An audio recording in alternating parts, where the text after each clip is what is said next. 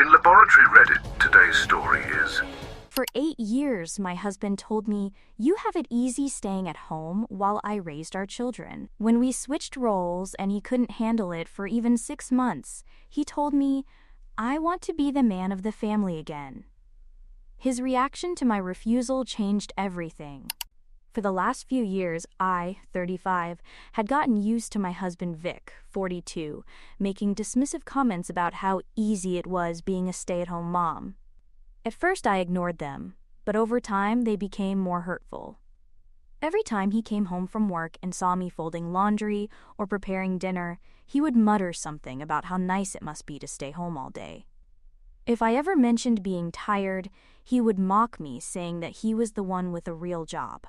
I tried to convince myself that he didn't mean it seriously. Maybe he simply didn't understand how much work it took to maintain the house and raise the children. But after years of hearing the same dismissive comments, it was evident that he really believed my life was easy. The last straw was during a family dinner.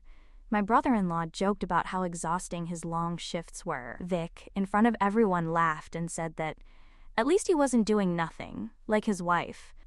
His mother, always traditional, chimed in saying that men had to carry all the financial burden while women lived comfortably. My sister-in-law looked uncomfortable, and even my brother-in-law shifted in his seat as if he didn't want to be part of that conversation. That night, as soon as we got home, I confronted him. I made it clear that being a stay-at-home mom wasn't a luxury vacation. I was in charge of every aspect of our children's lives, taking them to school, helping with homework, managing medical appointments, cooking, cleaning, doing laundry, and dozens of little things he didn't even notice. His response? "If it's really that hard, we should switch roles." At first I thought he was joking, but looking at him closely, I realized he was serious. He leaned against the counter, arms crossed, and said that if I wanted to prove something to him, I should go back to work while he stayed at home. He posed it as a challenge, as if he were daring me to fail. Fine, I accepted. For the first time in 8 years, I dusted off my resume and started looking for work. I had left my career to take care of our children full-time and wasn't sure how the professional world would view that gap. But I had always been good at what I did, and thanks to some online courses I had taken over the years, I found a job surprisingly quickly. When I told Vic, he seemed surprised.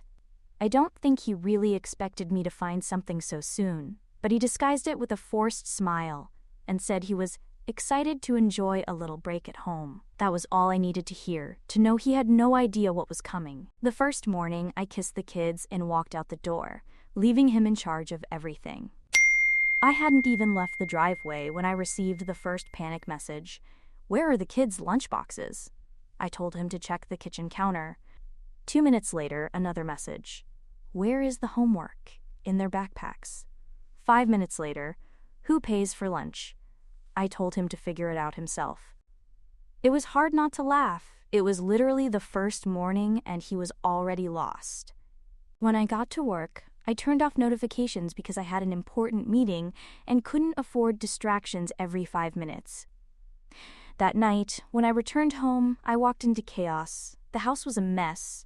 The kids were sitting on the couch eating chips for dinner, and Vic looked absolutely exhausted.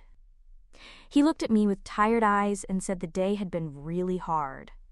I smiled, patted him on the shoulder, and told him to rest because tomorrow would be another full day. By the third day, I noticed a change in his attitude. He looked overwhelmed, exhausted, completely out of his comfort zone. Dirty laundry was piling up. There were unwashed dishes in the sink. Our kids had already missed an assignment because he forgot to check the school emails. When I casually mentioned how nice it must be to stay home all day, he didn't even respond. By the end of the week, he gave up. He collapsed on the couch after putting the kids to bed, rubbing his face as if he had just run a marathon. He admitted he didn't expect it to be so hard. I simply smiled and told him that maybe now he understood why I was always tired too. But what really shook things up was when I received my first paycheck. He asked why my salary was so high, and I explained that I had negotiated a good position and also received commissions. It turned out that the job market valued me more than he ever did. I was earning more than him. And that's when the real problems began. At first, he tried to pretend it didn't bother him, nodding and saying it was great for us financially, but I knew my husband well. Over the following days, he acted strangely, distant, quieter than usual. It was as if he was ruminating on his own frustration. It didn't take long for his ego to start flaring up. One night, after returning from work, I found the kids sitting in the kitchen eating microwaved frozen dinners. The house looked like a tornado had passed through it. Dirty dishes piled in the sink, toys scattered everywhere, and unfolded clothes on the sofa. I asked if he had had a difficult day. He looked up, annoyed, and said that being a house husband wasn't what he thought. He complained that the kids were impossible, that they didn't listen to him, and that he didn't have time to cook because they were always demanding his attention. I pointed out that I had managed to do it for 8 years without complaining. He muttered that it was different for me. I asked him exactly how it was different. He had no answer. Over the next few weeks, the resentment only grew. The house was never really clean, and he had started ordering takeout several times a week instead of cooking. One night I came home and found him lying on the couch, looking exhausted. I asked if he had finished grocery shopping, as I had reminded him that morning. He muttered that he hadn't had time. I checked his phone and saw he had been playing video games for hours. I pointed this out, and he immediately became defensive, saying he needed a break after dealing with the kids all day. I reminded him that when I was a stay-at-home mom, he would come home from work and expect me to continue doing everything. Preparing dinner, putting the kids to bed, cleaning, as if I never needed a break. He said that back then he had a real job, implying that I had it easier than him. I couldn't believe it. I reminded him that this was the life he had wanted. He was the one who mocked my role, who insisted we switch, and now suddenly he realized it wasn't so easy. But if Vic was having difficulties with household chores, that was nothing compared to how hard it was for him to accept my salary. My first paycheck had already shaken him, but the second one destroyed him. I had officially doubled his income. One night, while reviewing finances at the kitchen table, I noticed him watching me. Finally, he asked how much I planned to contribute to the joint account. I told him I was contributing the same amount as always, about $1,000 a month, to cover basic expenses. The rest went to my personal account. He said that wasn't fair. I reminded him that when I was a stay-at-home mom, he never suggested putting all his salary into a joint account. Why should I do it? He replied that now that I was earning more, I should contribute more to the household. I asked why he didn't think that way when he was working. Silence. A week later, after another exhausting day, Vic finally exploded. He told me he couldn't go on like this anymore, that he hated being at home all day, that he missed working, that he felt useless. I asked what he wanted to do about it. He hesitated before saying that maybe it was time to switch back. After only 6 months as a stay-at-home dad, he was already begging to go back to work. That's all it took for him to realize that what he had belittled for years wasn't easy at all. I asked him why he suddenly wanted to go back to work. He avoided looking at me, muttering that he just wanted to be the man of the family again. He didn't want to go back to work because he missed working. He wanted to go back because he couldn't stand not being in control. He thought that if we switched roles again, everything would go back to how it was before. But he was wrong, because I had finally tasted what it was like to be valued, to be independent, and I wasn't willing to give that up. I told him, no, we're not switching back. I've restarted my career and I'm thriving. I love what I'm doing. I love not being treated like my work doesn't matter. And I refuse to go back to a life where I'm expected to sacrifice everything while you take the easy way out. Update 1. I've come back to tell you how Vic has processed my refusal. Thank you for supporting my decision to continue working. Here's what has happened. Within days, his bitterness turned into open resentment. He started making passive-aggressive comments when I got home, saying things like, some people no longer cared about their families, or some wives were more interested in their careers than their homes. If I ever brought takeout because I was too tired to cook, he would dramatically shake his head and talk about how he, quote, still made an effort despite how hard his day had been.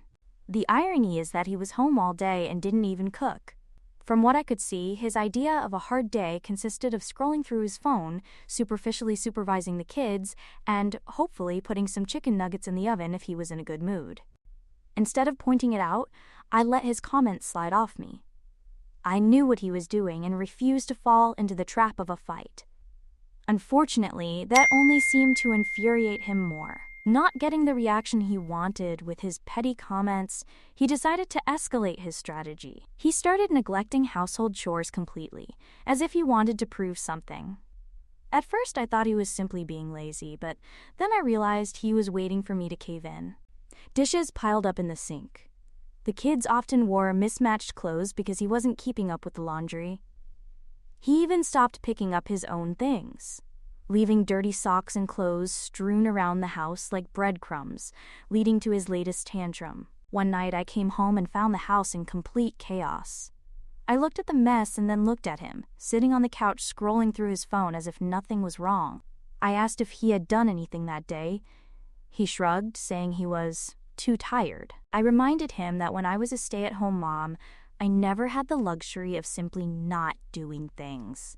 The house still needed to be clean, the kids still needed to be fed. I told him clearly that if he wasn't going to do his part, then I wasn't going to compensate for his laziness. He scoffed, as if he didn't believe me, but I was serious. I walked past the mess, kissed the kids goodnight, and went straight to bed. For days, the house remained a disaster. At first, Vic seemed satisfied, but then he realized something. I wasn't going to give in. I refused to clean up after him. I refused to cook for him. I took care of the kids, yes, but anything outside my responsibilities as a mother, I left untouched. And the cracks in his plan began to show. The kids started complaining that Dad didn't cook good meals. The pile of dirty laundry grew so large that he ran out of clean clothes.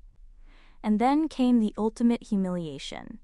His own mother showed up one day unannounced and was horrified by the state of the house. I wasn't there when it happened, but when I got home, Vic looked mortified. His mother had scolded him for being a lazy husband. Apparently, she spent an hour lecturing him about how he should be grateful that I was working so hard to support the family. And so, the last piece of his ego was shattered. Not even his traditional mother was on his side. That night, after the kids went to bed, Vic sat down with me. He started by saying that this wasn't working. I asked exactly what wasn't working. He asked me to switch back. He continued saying that he missed working and felt like he was losing himself by staying at home. That he needed to go back to being, quote, the provider. I asked if it was really about going back to work, or if it was because he couldn't stand that I now had control. He immediately became defensive, saying it wasn't about control, but about balance, that things felt out of place now. I pointed out that the only thing that had changed was that now he was in the position I had been in for 8 years, and suddenly that was a problem. Like last time, I told him I wasn't going to switch. Vic didn't take my answer well. But then, his attitude changed. One night, as we were getting ready for bed, he casually mentioned that I should consider taking a job with a lower salary, one with more flexible hours, so that I could still help around the house. I looked at him in disbelief. I asked if he was really suggesting that I downgrade my career just because he couldn't handle his part of the deal. He had the audacity to say he was just thinking about what was best for the family. I laughed and told him straight to his face that if he really wanted what was best for the family, he should step up and do his part, instead of trying to drag me down. He shut up after that, but I could see it in his face. This wasn't over. Update 2. I knew Vic wasn't done fighting. I saw it in his eyes that night. And men like him don't know how to handle loss of control. At first, I thought his next move would be another round of tantrums. What I hadn't anticipated was the extent to which his desperation would take him. I had just received my paycheck and was going to transfer part of it to our joint account, as I always did. But when I logged in, my heart sank. The balance was significantly lower than it should have been. At first, I thought I had made a mistake. Maybe I had miscalculated some bills. Maybe there was a late charge. But then I checked the transactions, and there it was. Vic had withdrawn almost $8,000 in the last week. I immediately went to find him, demanding to know what he had done with that money. My head was spinning as I pressed him to tell me what he had spent our savings on. Vic shrugged and said it was a, quote, business investment. He had bought a, quote, franchise opportunity, something that would supposedly make him a lot of money. I asked what the franchise was, what kind of business it was, and what the hell he was talking about. And then he let it out. It was a sales-based model, something that worked with passive income. All he had to do was recruit people and the money would start flowing. It didn't just sound like a scam, it literally was one. This man had spent our savings on a multi-level marketing scheme. I was so shocked that for a moment I couldn't even speak. I just stared at him, waiting for him to realize how absolutely absurd he sounded. But he kept rambling on about growth potential and business independence. Anything but admitting he had been duped, and we had lost $8,000. I asked if he was serious. Vic made a face like there was no point in talking to me, while saying that I didn't understand business. He reminded me that I'd never run one before, but that I should trust him because that's how successful people make real money. I reminded him that I now earned more than him. I had a real career, not a pyramid scheme. His face twisted with frustration, and he yelled that it wasn't a pyramid scheme, it was a networking opportunity. I almost felt sorry for him. Almost. I told him directly that he had wasted our money on a scam. And that's when the excuses started. First, he tried to blame me. If you had let me go back to work like I wanted, I wouldn't have had to take matters into my own hands. I reminded him, again, that he had been the one who insisted we switch roles. He had been the one who thought my job was easy. Then he changed tactics. He started saying that I owed him my support in his entrepreneurship, that I should invest my own money to help him take off. I looked at him like he had gone crazy and said, "Let me get this straight. You stole money from our joint account, threw it away on a scam, and now you want me to put in even more money? Are you that naive, or is it just today?" He replied that I didn't have to insult him, that people who insult only do so because they're losing the argument. I asked what he had done with his own savings. Did he have any, or had he spent it all on golf and nonsense? He wanted me to assume the role of the submissive wife, throwing my money into his ridiculous fantasy, while he sat at home pretending to be a businessman. I assured him that not a penny of my money would go to his scam. He exploded. He started yelling that I was selfish, that I didn't believe in him, that I was ruining his opportunity for success. I let him rant and scream, and then when he finally stopped to breathe, I looked him in the eyes and told him he had two options. Either he fixed this mess on his own, or I was leaving. Since he didn't agree to fix it and kept insisting that he had made a, quote, investment, I kept my word. That night, I packed a suitcase and took the kids to my sister's house. I didn't just leave for the night, and I made it clear. I told him I was leaving for good. Update 3. Vic never believed I would actually do it, and when I left that night, he didn't chase after me. He probably assumed I would calm down and return in the morning. According to his logic, I wasn't serious, and his investment was a great opportunity. Maybe he thought I would come to my senses like a good wife, and we would sweep this mess under the rug. But I didn't return the next morning, or the one after that. Then he realized I was serious and started calling and texting me. Only then did he understand the disaster he had caused and assured me he would do whatever it took to fix things. But I just had to come back. Since I didn't respond to him because I had already made my decision, he started sending more aggressive messages. I ignored them. I was done with this game. I had already contacted a lawyer, and when I finally responded to him, I was brief and direct. I was filing for divorce. Vic lost control. The messages became horrible. He called me selfish, ungrateful, a materialist who had forgotten her place now that she was making money. For years he had belittled me for staying at home and made me feel like I was nothing. Now, the moment I had something of my own, I was the villain for not letting him take advantage of me. I didn't respond to his attacks because you shouldn't feed insecure people like this. Instead, I had my lawyer send him the divorce papers. And that was the best response I could give him. Vic tried to oppose the divorce at first, probably thinking he could make things difficult for me, maybe even make me feel guilty so I would reconsider.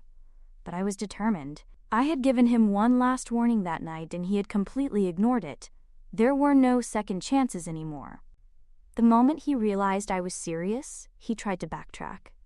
He called me, his voice softer than I had heard it in months. He said he had made mistakes, that he hadn't meant to hurt me, that he had just been frustrated and lost, that he didn't want to lose his family over something like this. I let him talk and then told him the truth. I wasn't divorcing him just because of the money. I was divorcing him because I had finally seen who he really was. A man who had disrespected me for years. A man who had mocked me, dismissed me, and taken me for granted. A man who, the moment I found success, wanted to take it away from me instead of feeling proud of me. It had taken me a long time to realize these things, so now I was trying to make up for lost time. In the end, Vic had no choice but to accept it. Maybe it was because he finally realized that I had moved beyond any attempt to save that marriage. Or maybe it was because he knew that if he tried to fight, I would sue him into ruin. Either way, he signed the papers. I returned to my house, but without him. Update 4. 6 months have passed now. My career continues to grow. I have financial freedom, stability, and most importantly, peace. Vic, on the other hand, is drowning. It turns out his brilliant investment was, indeed, a scam. His money vanished. The people who sold him that dream disappeared. And now, without a wife to lean on, he's struggling to stay afloat. He tried to contact me once, just to let me know how difficult things have been for him. I didn't respond, because Vic made it clear time and again that he only valued me when I was useful to him. I would never make that mistake again. And I certainly wasn't going to let him use our children to manipulate me. I've hired a nanny to help me with the kids. That's how I've been managing everything. Luckily, my mother-in-law was furious with her own son for behaving like a jerk, not with me. Vic hasn't visited the kids since I filed for divorce. Not once has he asked about them. It's clear that the months he had to take care of them were too much for him, and he's grown tired of them. More proof that he's a horrible man. Update 5. I don't know how many of you will be interested in this update, which is only about my ex-husband's failed investment and its consequences, which have been many. But since I've been asked about the outcome, as I was a bit vague in my previous description, here's what I know. The investment was a scam, plain and simple. It was nothing more than a scheme where new investors' money paid those who were higher up. That is, those who created the scam. Although it was also used to pay people who attracted new victims. In my ex-husband's case, he convinced 2 friends to invest as well. I think one of them put in $12,000 and the other $6,000. And believe me, if Vic could've, he would have invested more. Luckily for me, that's in the past, and with the divorce, I recovered that money. But it hasn't been the same for his friends, or at least not that easy. When everything blew up, when the authorities arrested some people from the company, the friends lashed out at my ex-husband. They sued him, and now he has to pay back the money. Whether he has paid or not, I don't know.